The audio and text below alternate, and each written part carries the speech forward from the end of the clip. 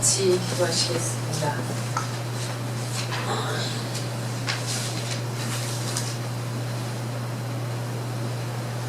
이 백성은 내가 나를 위하여 지었나니 나를 찬송하게 하려 함이니라. 사랑하는 하나님 아버지, 그 거룩하신 이름을 찬양합니다. 만물을 말씀으로 지으시고 질서로 다스리시는 하나님의 그 거룩하신 이름을 높여드립니다. 아버지, 우리의 전 존재가 주님을 찬양하기 원합니다. 우리의 말과 행동과 삶의 모든 방향과 습관이 모두 아버지를 높이고 찬양하길 원합니다. 그러나 우리는 말로만 주님을 섬기고 그의 영광을 위한다고 하지만 실제로는 우리는 우리 자신의 안위와 영광을 위해 살고 있음을 고백합니다. 아버지, 용서하여 주시옵소서. 회개의 영을 부어주셔서 우리가 어떤 죄를 짓고 있는지 깨닫고 이 죄에서 돌아설 수 있는 은혜를 베풀어 주시옵소서. 주여, 저희는 믿는 자의 경건의 모습만 있고 경건의 능력이 없습니다. 저희를 불쌍히 여기시고 다시 한번 주님의 그 깊은 사랑을 깊이 깨달을 수 있도록 도와주시옵소서. 2023년이 새롭게 시작됐음에도 우리의 삶은 변한 것이 없습니다. 오직 저희를 변화시킬 수 있는 것은 주님의 사랑입니다. 저희의 구원이 어디서 시작됐는지 그 구원의 감격을 잃지 않고 살아내게 인도하시고 오직 그 사랑에 매여 삶에서 성령의 은혜를 맺기에 부족함이 없도록 인도하여 주시옵소서. 아버지, 저는 온유한 자가 되고 싶고 마음이 청결하여 하나님을 볼 수 있게 되기를 원하며 의에 줄이고 목이 마른 자가 되어서 주님의 영광을 보고 싶습니다. 마음의 소원으로 끝나는 것이 아닌 내 삶의 열매로 주님의 영광에 참여하게 하시고 그 열매로 내 주변의 모든 사람들과 같이 하나님 나라를 나눌 수 있는 주의 자녀가 되고 싶습니다. 주님을 아는 지식에서 자라나게 하여 주시옵소서. 그리하여 예수 그리스도 안에 있는 생명을 누리고 예수와 연합하여 한 몸이 되게 하시고 거룩하고 순결하게 빛 가운데 행할 수 있게 아버지 도와주시옵소서. 이곳에 모여 머리 숙인 모두를 아버지 기억하여 주셔서 각자 삶의 자리에서 하나님을 찬양하게 하여 주시고 아버지가 우리에게 보여주신 사랑에 감격하여 다른 이를 더 사랑으로 섬기며 예수의 본이 되게, 예수의 향기가 되고 사랑의 편지가 되게 하여 주시옵소서. 또 세계 곳곳에서 하나님의 이름을 증거하시는 많은 선교사님들을 기억하시고 그들의 겸손한 기도가 그들이 서 있는 그 땅을 변화시키게 하시고 그들의 하나님에 대한 열정이 그 땅의 열매로 나타나게 하여 주시옵소서.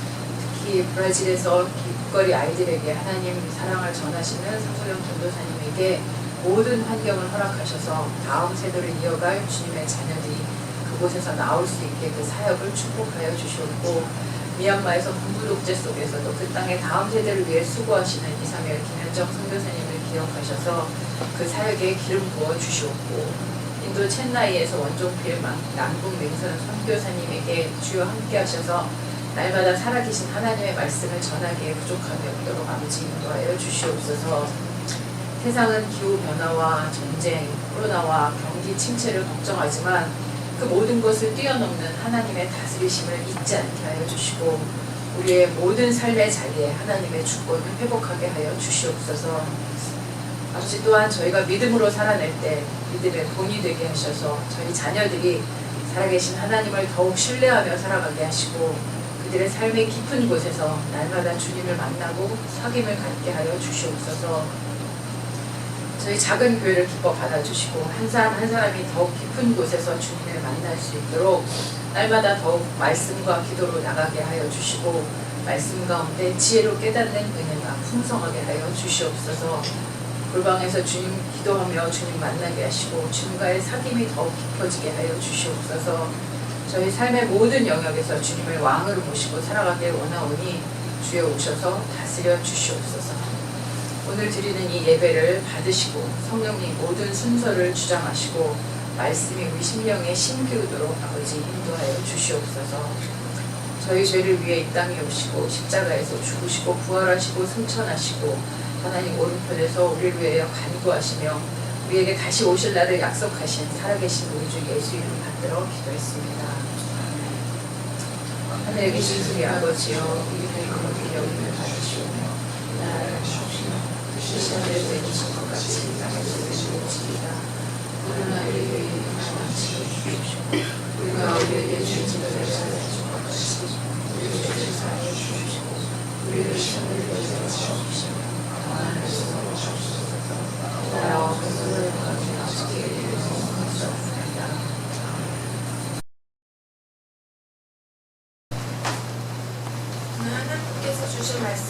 이사야서 42장 1절부터 4절, 그리고 사도행전 10장 36절부터 43절입니다.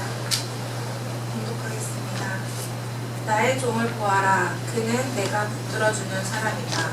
내가 택한 사람, 내가 마음으로 기뻐하는 사람이다. 내가 그에게 나의 영을 주었으니 그가 뭇 민족에게 공의를 베풀 것이다. 그는 소리치거나 목소리를 높이지 않으며 거리에서는 그 소리를 들리지 않게 할 것이다. 그는 상한 갈대를 꺾지 않으며 꺼져가는 등불을 끄지 않으며 진리로 공의를 베풀 것이다. 그는 쇠하지 않으며 낙담하지 않으며 끝내 세상의 공의를 세울 것이니 먼 나라에서도 그의 가르침을 받기를 간절히 기다릴 것이다. 사도행전 10장 36절부터 43절까지입니다. 하나님께서는 이스라엘 자손에게 말씀을 보내셨는데 곧 예수 그리스도를 통하여 평화를 전하셨습니다.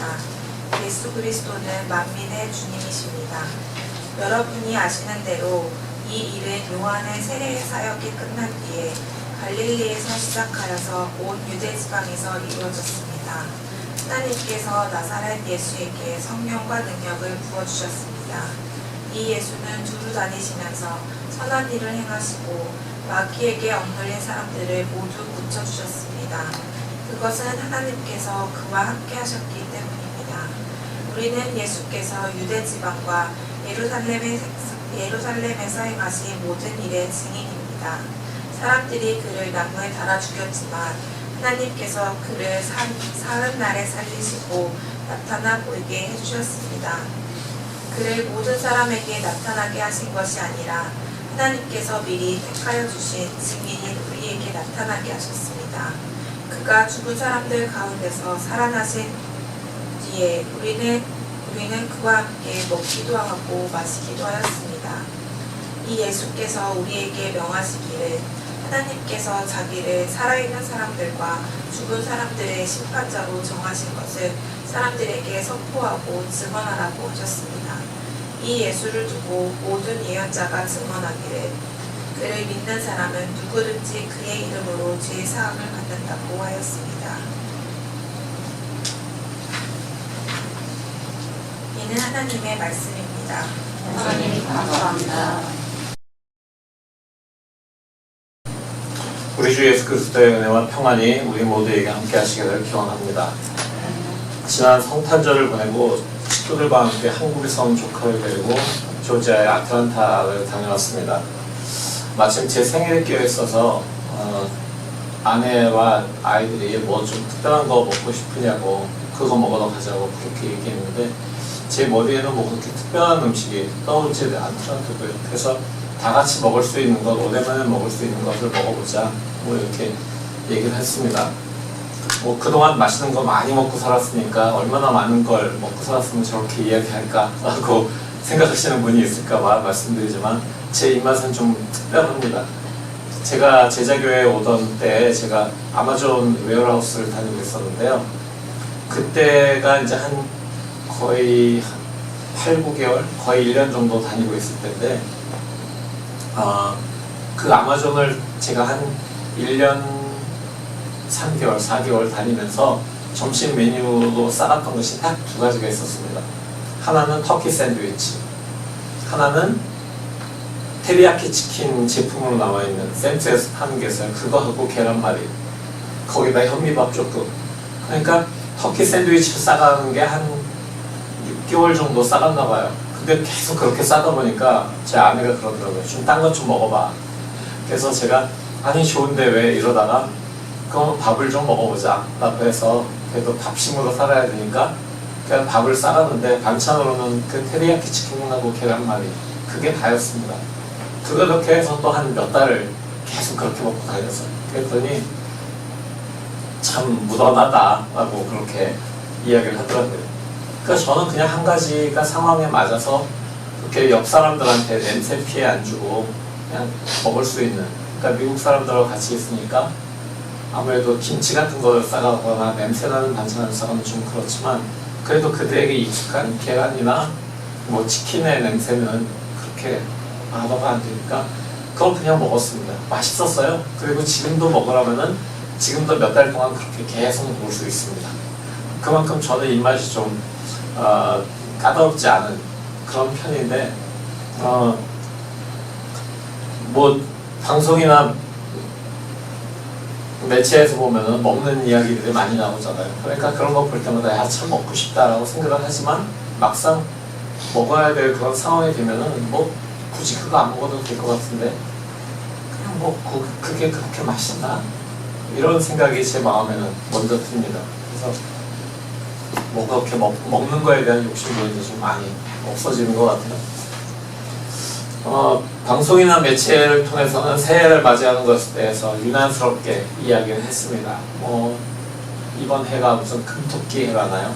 뭐 그러면서 열심히 금토끼를 막 광고하고 뭐 이런 식으로 얘기하는데 저는 그냥 여러 번 새해를 맞다 보니까 그날이 그날 같고 그 해가 그 해 같아서 별 감흥이 느껴지지 않습니다. 아마 여기 계신 여러분들도 아마 그런 마음이 똑같이 드시지 않을까 싶습니다.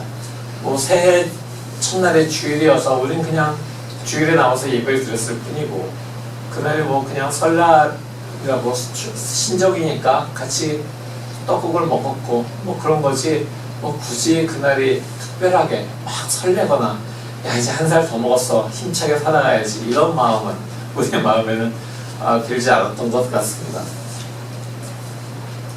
참 살다 보니까 감정이란 게 좀 없어지고 자극적인 것에 대해서 좀 무감각해지는 이런 삶이 아닌가라고 생각을 해봅니다. 왜 이렇게 되었나라고 생각을 해보는데요. 근데 삶의 변화를 주는 것들에 대해서 어떤 열정 같은 것들이 사라지는 게 아닌가라는 그런 생각을 해봅니다. 아무리 노력해도 바뀌지 않는 사람들, 세상에 대해서 아무리 목 터지게 외쳐도 그 세상은 조금 더 변하지 않는, 그리고 내가 아무리 그렇게 나서봤자 나에게만 피해가 돌아올 것 같은 그런 마음들, 그런 것들이 우리의 열정을, 변화에 대한 열정을, 설레임을 사그러지게 만들고 결국은 우리 자신이 무덤덤한 사람, 입 꽉 그냥 다물고 눈 감고 사는 사람으로, 귀 막고 사는 사람으로 만들어지고 있지는 않은가라는 생각을 하는 것입니다. 이렇게 무덤덤하게 살다 보면 결국 무덤에 가겠죠.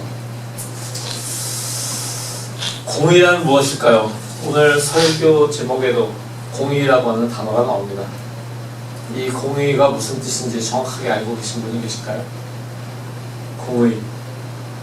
목사님 교회 다니는 경력이 몇인데 제가 그것도 모르겠습니까? 라고 생각하시는 분이 계실 것 같아서 갑자기 물어보고 싶어졌어요. 공의가 무슨 뜻입니까?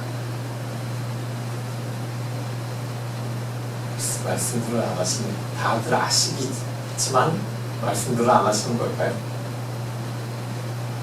공부를 제일 많이 하고 있는 사람들한테 한번 물어볼까요? 공부를 오래 하고 있는 사람들한테 물어봐야 되나요? 공의가 뭐 다 아시겠지만 공평 그리고 정의 두 가지를 합해서 한 단어로 만든 것이 공의입니다. 그러니까 공평이라는 것이 어느 쪽으로도 치우치지 않고 거르다라고 하는 그런 상태를 나타내는 단어이고, 정의는 진리에 맞는 올바른 도리라고 하는 것을 그 의미로 하고 있습니다. 그러니까 공의는 공평하고 의로운 도의를 뜻으로 선악의 제재를 공평하게 하는 하나님의 적극적인 성품을 나타내는 그런 단어입니다. 그러니까 정확하게 이 하나님의 성품 중에 하나가 또 공의이기도 한 거죠. 이 공의가 요즘의 세상에서 여러분은 이루어지고 있다라고 생각을 하십니까? 저는 물론 세상이 하나님의 공의, 하나님의 뜻에 따라서 굴러가고 있다라고 생각하고 세상이 그렇게 돼야 된다라고 생각하는 그런 사람입니다. 그렇지만 요즘에 하도 아무나 공정, 상식 이런 걸 들먹여가지고 공의의 의미도 이러다가 퇴색해버리는 게 아닌가라고 약간 염려가 되기는 합니다. 근데 이런 제 마음을 흔드는 두 가지, 공의도, 하나님의 공의도 세상에 굴러가야 된다라고 생각한 제 마음이 흔들리는 두 가지 요인이 있습니다. 하나는 하나님의 공의를 말하고 따라가기에는 이 세상에 너무나 거칠고 척박하다라고 하는 사실입니다. 다른 하나는 하나님의 공의를 향한 관심, 인식, 열정이 우리에게 턱없이 부족하다라고 하는 것입니다. 제가 설교를 시작하면서 변화에 대한 열정, 설레임 이런 것들이 없어지는 삶을 사는 것 같다. 무덤덤해진다. 그러다 무덤해간다. 이렇게 얘기를 했지만 마치 공의에 대한 하나님의 공의가 이 세상에서 이루어져야 된다는 것에 대해서 우리는 얼마나 생각하고 살아가는지 우리의 열정이 사라진 것 때문에 이 세상에 하나님의 공의가 이루어지지 않지 않을까라는 그런 생각을 해보게 되는 것입니다. 예언자 이사야가 살던 시대도 지금 우리가 사는 시대와 별반 다를 바가 없었습니다. 세상은 혼돈의 연속이었고 힘이 강한 자가 약한 사람을 그리고 강대국이 약하고 작은 나라들을 무지막지하게 억누르고 억압했습니다. 난폭하고 무자비한 현실 앞에서 약자들은 그냥 힘없이 쓰러집니다. 그리고 대부분의 사람의 마음에서는 이렇게 해서 세상이 바뀔 것 같지 않다라는 그런 마음이 점점 늘어났을 것입니다. 그래서 절망감에 입을 닫게 만들고 자신의 불이익을 당하지 않을까 싶어서 현실로부터 눈길을 아예 돌리고 눈 가리고 귀 막고 입 닫고 살아가는 그런 세월이었던 것 같습니다.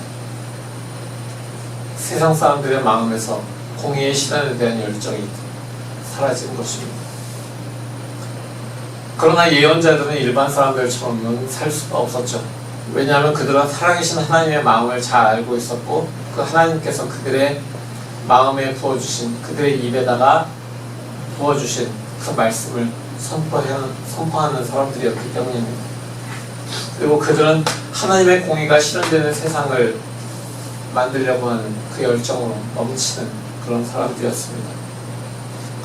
그들은 하나님의 말씀을 통해서 모든 영혼들이 하나님의 공의에 대한 열정을 회복하고 세상에 하나님의 공의를 실현하기 위해서 일어서도록 모든 상황에서 하나님의 말씀을 선포했습니다.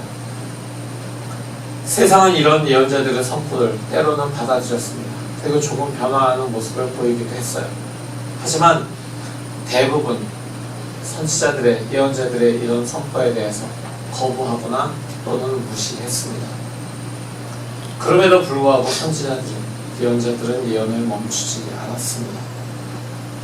그리고 마침내 오늘 이사야 기록처럼 하나님의 종이 하나님의 공의를 실현하기 위해서 오실 것이다 라고 선포하기 시작합니다. 오늘 이사야 42장의 기록에서는 하나님의 공의를 실현하기 위해서 오실 그분에 대해서 이렇게 기록하고 있습니다. 나의 종을 보아라. 그는 내가 붙들어주는 사람이다. 내가 택한 사람, 내가 마음으로 기뻐하는 사람이다. 내가 그에게 나의 영을 주었으니 그가 뭇 민족에게 공의를 베풀 것이다. 하나님께서는 부패한 세상에 자신의 종을 보내실 것이다 라고 말씀하십니다. 이 하나님의 종이 어떤 사람입니까? 하나님이 붙들어주는 사람이다 라고 말씀하십니다. 하나님이 택하신 사람이고 하나님께서 마음으로 기뻐하는 사람이다 라고 말씀을 해주십니다. 또한 하나님의 영을 받아서 뭇 민족에게 공의를 베풀 것임을 말씀하십니다. 본문에 의하면 뭇 민족에게 공의를 베푸는데 어떻게 베푸느냐라고 하는 것이 한 세 가지로 나와 있는데 진리로 공의를 베풀고 끝내 세상의 공의를 세울 것이다 라고 그렇게 이야기합니다. 이 말씀대로 하면 정말 대단한 인물입니다. 하나님께서 붙들어주시고 하나님께서 그 영을 부어주시고 하나님께서 세우시고 하나님께서 기뻐하시는 사람이다 라고 한다. 대단할 것 같습니다. 세상에 어떤 강력한 나라 권력자라도 그의 앞에서는 정말 벌벌 떨 것 같습니다. 그런데 그 공의를 베푸는 방법이 조금은 생소합니다. 사람들이 많이 모인 광장에서 혹은 높은 곳에 올라서서 소리를 높여서 하나님의 공의를 선포하는 것이 그것을 이루기 위해서 어떻게 살아야 된다라고 하는 것이 일반적인 그런 우리의 상식이죠. 근데 하나님께서는 이 사람이 소리치거나 목소리를 높이지 않는다라고 말씀하십니다. 거리에서는 그 소리가 들리지 않게 할 것이다 라고 또한 말씀을 하십니다.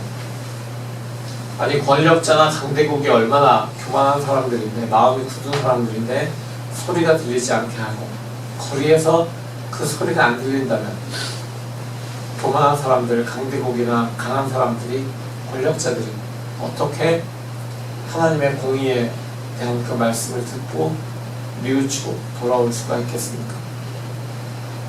세상이라고 하는 것은 가능하면 자기 목소리를 높이는 그런 세상의 모습을 보여줍니다. 남이 자기를 알아주길 바랍니다. 가장 전형적인 그런 것이 정치죠. 정치하는 사람들이 그렇습니다.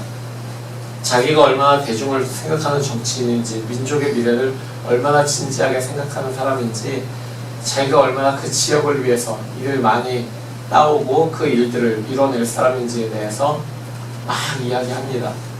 자기를 드러내기 위해서 어떤 기회도 자기의 것으로 삼아서 그렇게 자기를 드러내려고 합니다. 어떤 때는 자기를 좀 과대 포장해서 좀 돋보이려고 여러 가지 말들을 거짓으로 꾸며냅니다.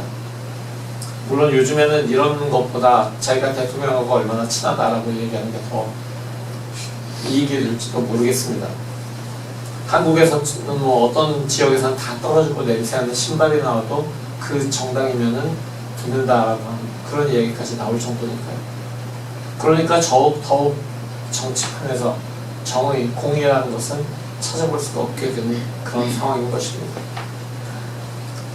근데 이사야가 기록한 그 종은, 이사야가 지금 이야기하고 있는 이 종은 자신을 드러내지 않는 방법으로 하나님의 공의를 세운다라고 지금 이야기를 합니다. 그 다음 구절인 3절 보면은 더 좀 이상합니다.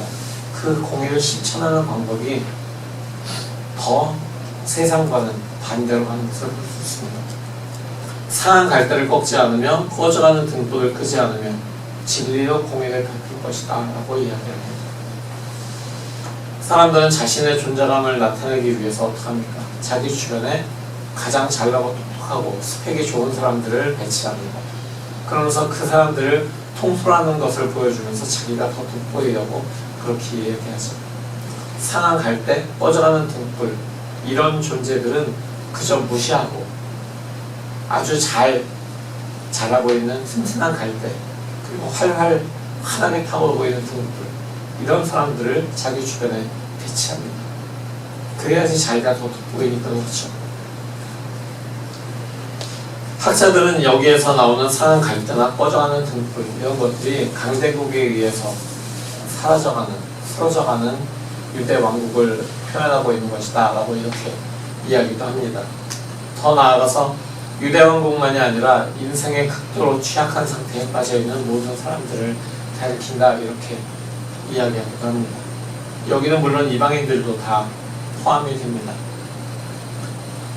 세상의 생각으로는 상한 갈대나 꺼져가는 등불 가지고 있어봐야 별 도움이 안 되는 그런 존재들입니다. 버리는 게 삭책입니다. 그런데 그 종은 상한 갈대도 꺾지 않으시고 꺼져가는 등불을 끄지 않는다고 이야기합니다. 세상과는 정반대의 방식을 사용하는데요. 그러면서 이렇게 이어집니다. 그들 쇠하지 않으며 낙담하지 않으며 끝내 세상의 공의를 세울 것이니 먼 나라에서도 그의 가르침을 받기를 간절히 기다릴 것이다. 세상의 방식과 정반대의 방식을 사용하면서 살아가는 사람은 세상에 의해서 낙인이 찍힙니다. 불온한 사람으로 우리와 반대로 가는 사람이다라고 낙인이 찍힙니다. 그렇게 되면 세상에서 도태되거나 사라져버리게 되죠. 하지만 하나님의 종은 자신의 방법으로 하나님의 의를 세우기 위해서 세상의 반응에 의해서 쇠하지도 않고 낙담하지도 않는다라고 이야기하고 있습니다. 세상이 그렇게 자기를 몰아세우고 모든 방향과 거스르는 사람이다라고 그렇게 이야기를 한다면, 비난을 한다면 금방 낙담이 되고 금방 쇠해질 것입니다. 그렇지만 이 하나님의 종은 낙담하지도 않고 쇠하지도 않는다라고, 그리고 마침내 하나님의 공의를 세울 것이다라고 지금 성경은 기록하고 있습니다. 여기에 공의를 세운다라고 하는 이 공의라는 번역은 미슈파트라고 하는 히브리어 단어입니다. 근데 구약에서 이 단어는 공의라고 하는 것으로도 지금 여기서 번역되고 있지만 사실은 심판이라고 하는 단어 표현이 되고 번역이 됩니다. 그래서 하나님의 공의를 세운다라고 하는 것은 결국은 하나님의 심판을 한다. 하나님께서 심판하신다라고 하는 그런 의미인 것입니다. 이사야가 말한 그 종은 세상에 하나님의 공의를 세우는 분입니다. 그리고 동시에 세상에 하나님의 심판을 가져오는 그런 사람인 것입니다. 그러면 왜 예수 그리스도가 하나님의 공의라고 불리고 있는 것일까요? 오늘 우리가 함께 읽은 사도행전 본문은 예수 그리스도의 그 삶을 바로 옆에서 지켜본 사도 베드로가 사람들에게 선포한 그런 이야기입니다. 지금 사도 베드로는 유대인들이 아니라 이방인들에게 로마의 백부장의 집에 가서 그 로마의 백부장과 그 집안 사람들에게 이 이야기를 선포하고 있습니다. 고넬료의 집에서 선포한 이 내용의 우리가 잘 읽어보면 이사야 본문에 기록됐던 내용과 서로 교차해서 그 모든 내용이 자세하게 구체적으로 설명되고 있다는 것을 우리가 알 수가 있습니다. 이 설교가 끝난 직후에 하나님의 영이 설교를 들은 모든 사람들에게 임했다라고 사도행전은 기록합니다. 그리고 그들이 세례를 받고 그리스도인이 되었습니다. 그들이 예수를 믿어서 하나님의 공의 안에 살게 되었고 심판에서 건져져서 구원의 완성으로 이끌림을 받는 것입니다. 하나님의 공의는 모든 사람들이 그분의 계명을 온전하게 실천할 때에만 가능해집니다. 그렇지만 죄에 찌든 사람들에게는 이 땅에서 완전한 공의를 실현하는 것이 불가능합니다. 예수 그리스도가 하나님의 공의이심에 대해서 사도 바울이 이렇게 이야기하죠. 그러므로 율법의 행위로는 하나님 앞에서 의롭다고 인정받을 사람이 아무도 없습니다. 율법으로는 죄를 인식할 뿐입니다. 그러나 이제 율법과는 상관없이 하나님의 의의가 나타났습니다. 그것은 율법과 예언자들이 증언한 것입니다. 그런데 하나님의 의의는 예수 그리스도를 믿는 믿음을 통하여 오는 것인데 모든 믿는 사람에게 미칩니다. 거기에는 아무 차별이 없습니다. 로마서 3장에 나오는 구절입니다. 예수 그리스도를 믿는 믿음으로 하나님의 의, 하나님의 공의가 세워지고 구원이 완성된다라고 표현하고 있습니다. 그래서 예수 그리스도를 믿는 것, 예수 그리스도 그 자체가 하나님의 공의이신 것입니다.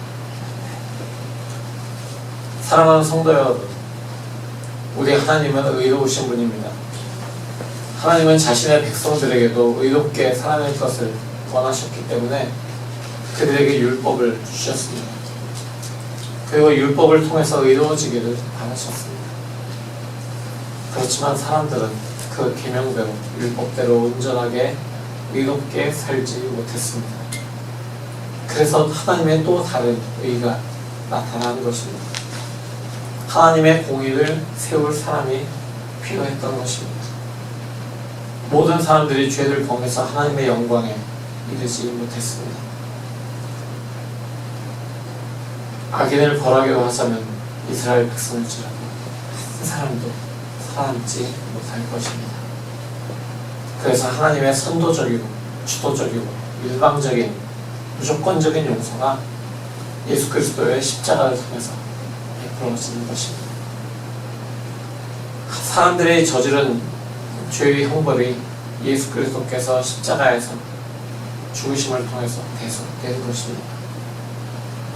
그리고 우리 죄는, 죄인인 우리는 죽을 수밖에 없었지만 예수 그리스도께서 우리의 죄를 대신해서 십자가에 달려 돌아가시면 우리의 죄가 사해졌습니다. 그래서 우리는 바로 그 예수 그리스도를 믿는 믿음으로 그리스도 안에서 새 생명을 얻게 되었습니다. 예수 그리스도의 십자가는 그래서 하나님의 공의와 사랑을 나타내는 그런 상징입니다. 공의와 사랑이 동시에 충족되는 그런 장소입니다. 모든 사람들이 죽어 마땅하지만 그 사람들의 죄를 묻기 위해서 모든 사람들을 다 멸하고 다시 인류를 창조할 수 없는 그런 하나님이셨기 때문에 그들의 죄를 사해 주시는 방법을 생각해내신 것이고 그 하나님의 생각의 기본이 바로 하나님의 사랑입니다. 하나님께서 사랑으로 모든 사람들을 끝까지 사랑하시는 그 사랑으로 그들의 죄를 사해 주시기 위해서 자신의 아들 예수 그리스도를 이 땅에 보내셨고 그 예수 그리스도가 아무 죄도 없이 우리의 죄를 대신해 지고 십자가에서 돌아가시는 하나님의 공의가 이루어진 것입니다. 하나님의 정의가 이루어진 것입니다. 그리고 그것이 바로 하나님의 사랑입니다. 하나님은 언제 어디서나 항상 의로우신 분입니다. 그분의 의는 영원토록 줄거나 퇴색하지 않습니다. 하나님의 의, 하나님의 공의와 사랑을 바로 세울 책임이 십자가를 통해서 의롭게 된 우리에게 있습니다. 우리 그리스도인들이 세상 속에서 죄와 맞서고 의롭게 사는 모습을 세상에 보여주면서 다른 사람들도 회개의 길로 나올 수 있도록 인도해야 합니다. 하나님의 공의가 무엇인지에 대해서 정확하게 선포하고 하나님의 공의로 모든 사람들이 깨닫고 돌아올 수 있도록 계속해서 그 하나님의 공의를 선포하고 살아내야 합니다. 그 열정을 지켜내야 되는 것입니다. 그 열정을 키워가야 되는 것입니다. 그 열정으로 살아가야 되는 것입니다. 그것이 우리의 사명입니다. 하나님의 공의이신 예수를 알아보십시오. 예수께서 보이신 생명의 길을 계속 걸어가십시오. 하나님의 공의가 이루어질 것에 대한 열정을 계속해서 품고 그 열정을 살아내십시오. 그 삶을 살아내는 우리 모두가 되기를 우리를 생명으로 인도하시는 예수 그리스도의 이름으로 기원합니다. 오늘 이 말씀을 가지고 우리가 이렇게 기도하기로 합니다. 주님, 정말 세상에 가장 무익해 보이고 연약해 보이는 상한 갈대와 꺼져가는 등불 또한 끄지 않으시는, 지켜내시는 그 주님의 공의, 그 사랑을 우리가 이 시간 기억합니다. 하나님의 사랑과 공의가 이 시간 우리 마음에서 살아서 열정으로 계속해서 붙어오를 수 있도록 그렇게 주님의 성령으로 우리를 도와주십시오. 이렇게 기도하겠습니다. 기도하겠습니다.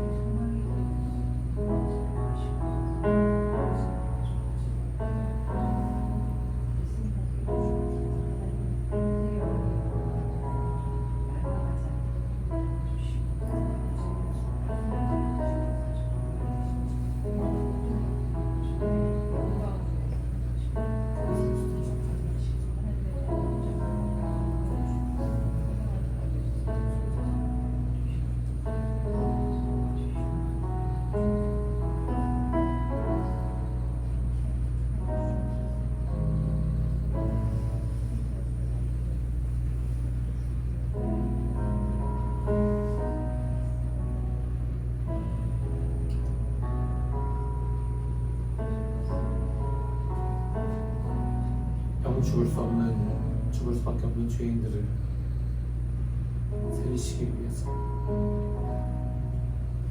하나님의 의를 이루는 방법으로서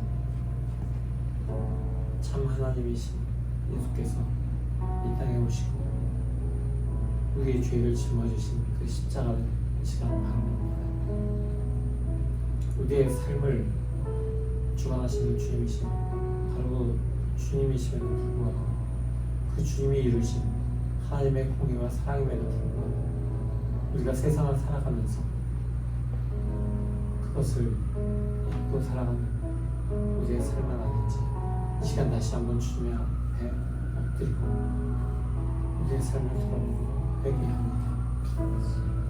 주님, 우리의 죄를 용서하시고 십자가에 달려 돌아가신 그 주님을 우리가 이 시간 다시 한번 나의 주로, 나의 하나님으로 고백합니다.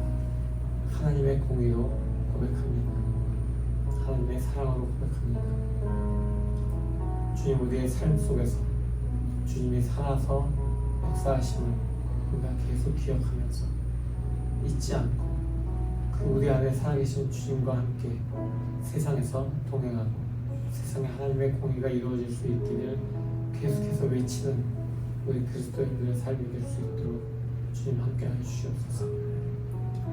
이방 사람들에게도 계속해서 주님의 복음이 전해지고 그들이 주님의 공의로 인해서 새로워진 것을 보고 유대인들이 다시 주님께로 돌아올 수 있는 바로 그날까지 주님께서 그 예루살렘을 회복하시는 이스라엘을 회복하시는 그날까지 우리들이 할 일이 하나님의 공의를 선포하고 그 사랑을 살아내는 것이고 잊지 않고 그 삶 살아내도록 주여 우리 안에서 주님의 영으로 우리를 깨우시고 우리와 함께 역사하여 주시옵소서. 우리 삶에서 역사하시고 우리가 그렇게 모든 순간에 주님의 공의를 외치는 주님의 사랑을 선포하는 사람들로 살아갈 수 있도록 인도하여 주시옵소서. 예수 그리스도의 이름으로 간절히 기도합니다. 아멘.